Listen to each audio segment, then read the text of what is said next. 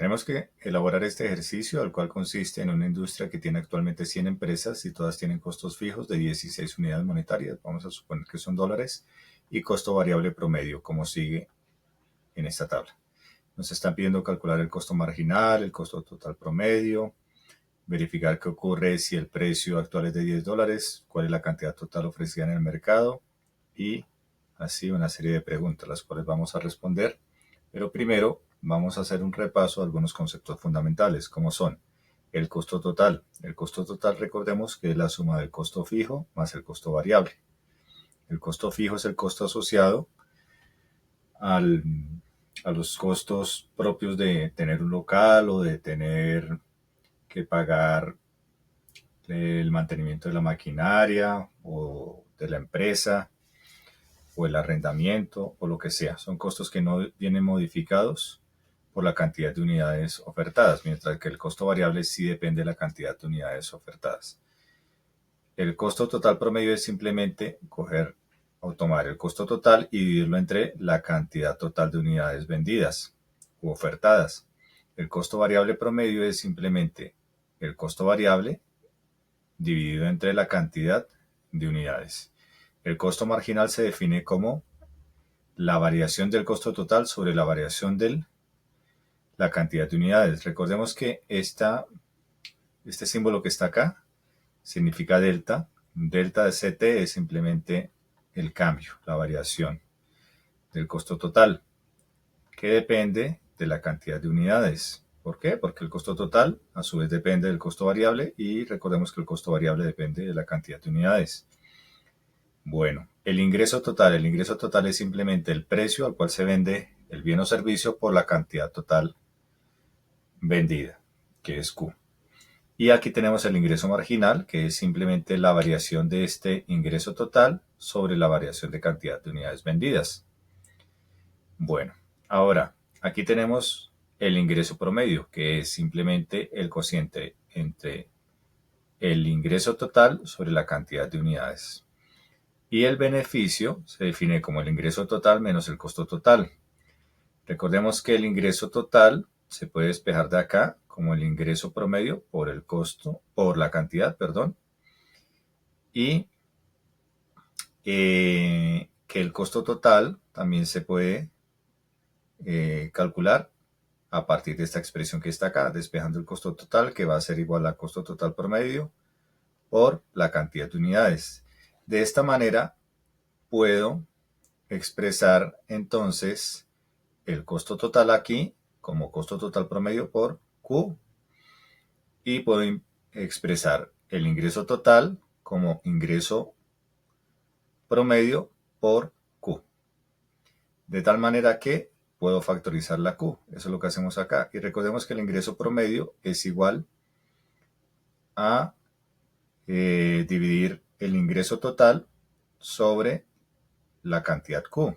Y si yo divido el ingreso total sobre la cantidad Q, esta expresión que está acá, lo divido entre Q, pues me va a quedar el precio P. Por eso el beneficio también se puede expresar de esta manera que está aquí. Bueno, esto es válido para cualquier tipo de empresa. Ahora, si tenemos empresas competitivas, es cierto que el precio es igual al ingreso marginal, que a su vez es igual al ingreso promedio. Y lo que pretende una empresa competitiva es maximizar el beneficio. ¿Cuándo se consigue eso? Cuando el ingreso marginal es igual al costo marginal. Y cuando se mantiene la empresa vigente, siempre y cuando el costo marginal sea igual al costo total promedio. Recordemos de videos anteriores que cuando la curva de costo marginal corta a la curva total promedio lo hace en el mínimo. Entonces, en ese punto es donde se va a tratar de establecer la empresa para poder ser competitiva. Bueno, y a partir de estas expresiones que tenemos acá, podemos elaborar entonces esta tabla. Esta tabla contiene la cantidad de unidades, que es la que está acá. Tenemos que calcular el costo variable. Ahorita lo calculamos. El costo fijo nos lo dan, que es 16. Aquí lo colocamos. El costo variable lo podemos calcular a partir de esta expresión. Bueno, aquí se nos fue. Vamos a colocarlo así. Listo, entonces tenemos que el costo variable promedio es igual al costo variable sobre Q. Entonces, si despejamos el costo variable, es simplemente esto por esto. Eso es lo que tenemos acá. Como nos dan el costo variable promedio, simplemente tenemos que multiplicar por la cantidad y obtenemos el costo variable. Eso fue lo que se hizo aquí.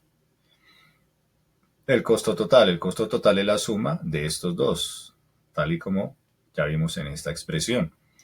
Por ende, sumamos término a término y obtenemos estos valores que están acá.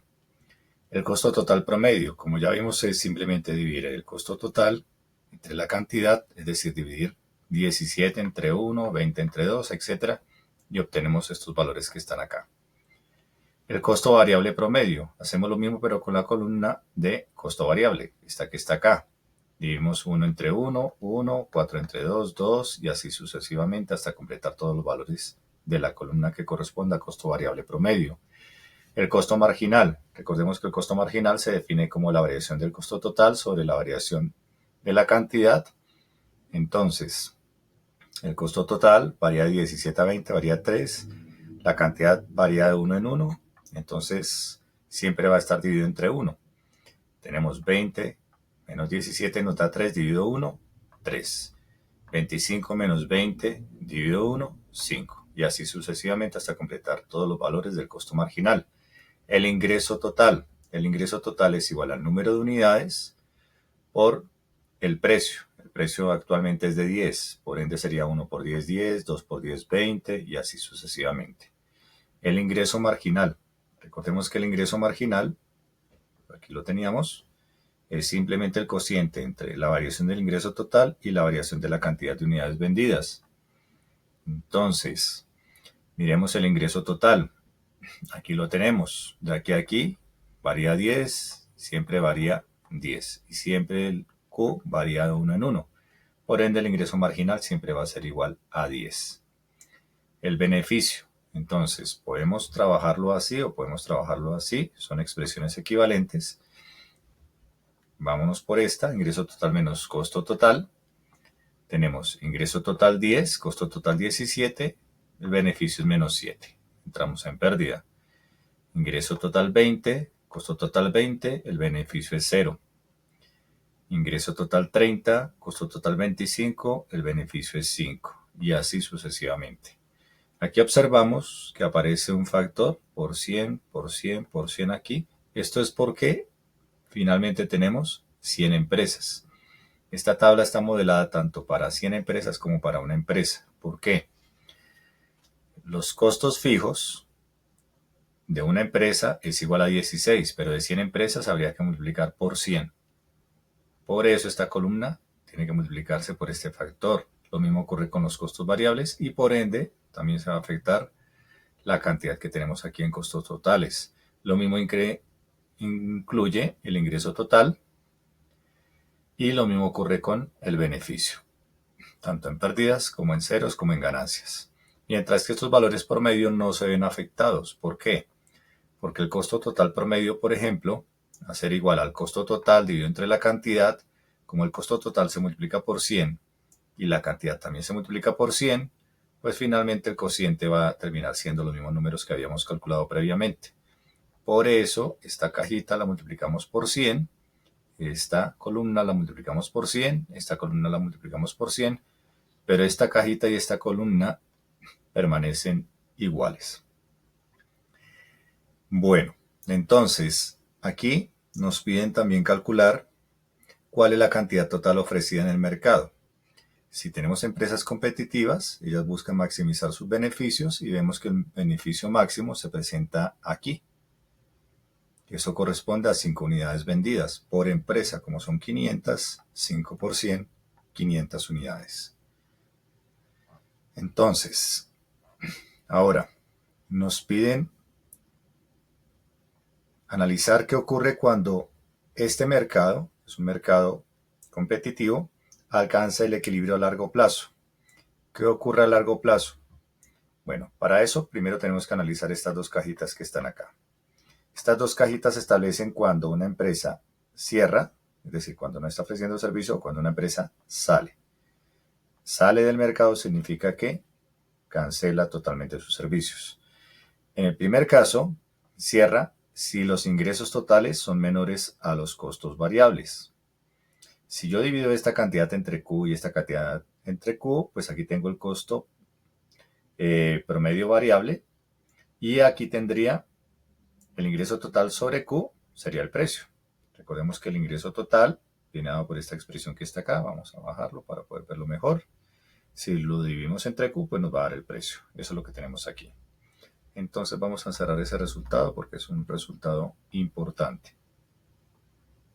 Bajo esta condición, la empresa cierra. Cierra no significa que cierra totalmente el servicio, sino que simple y llanamente no está operando. Como por ejemplo cuando un restaurante ofrece su servicio en determinado horario, porque en esa franja de horario el precio está por encima de los costos variables promedios.